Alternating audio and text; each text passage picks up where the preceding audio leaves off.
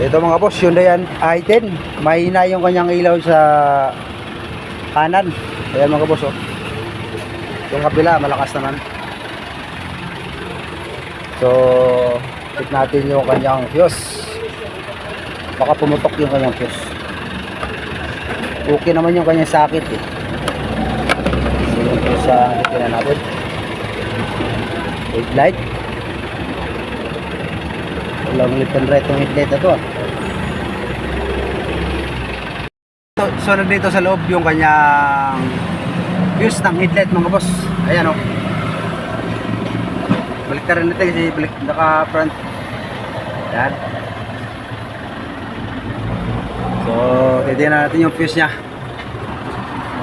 So pag ganyan yung forma ng kanyang fuse mga boss. Nasa baba 1, 2, 3, right 4, 10 amperes. Dito tayo, tumbukin na natin.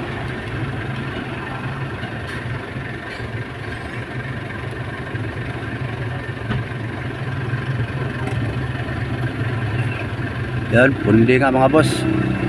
Dama yung test light ko, hindi umilaw yung kabaak. Ayan. Papalitan natin ang fuse yan, natin ang first na. Bubunutin na natin yung fuse mga boss. Ito yan.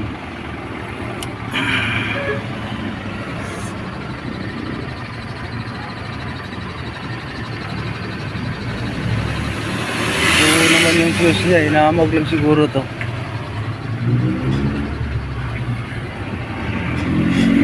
O yung fuse niya mga boss, oh. So naglulus contact lang yan doon sa kanyang fuse box, yung sinasaksakan nito.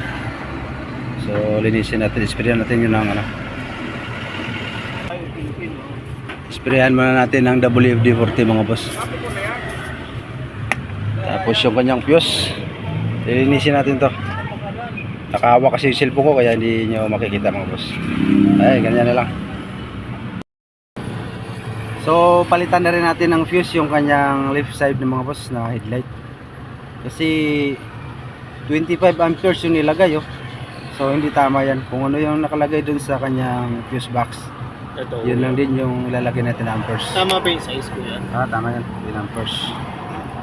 Kapag pula, 10 amperes yan. Kapag low 15, 20 kulay yellow. Tapos yung puti is 25 amperes yun. Yung 30 amperes kulay green po yun. So itakapit na natin itong bagong fuse.